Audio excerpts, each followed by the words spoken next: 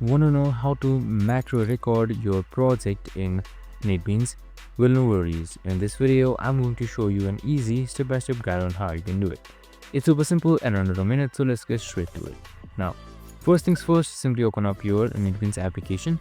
And now once you've done that here, you should be seeing your file or your project right here. So you can just simply open up your project to see it.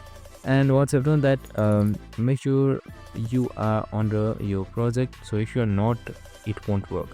So on top you should be seeing these navigation bar right here. So just simply select this red circular button right here. So this should start macro recording. So once that is done, your macro recording should begin, and in order to stop it, you can just simply select this stop macro recording again, and you should be good to go. And that's it. Super simple and easy. I hope this video helped.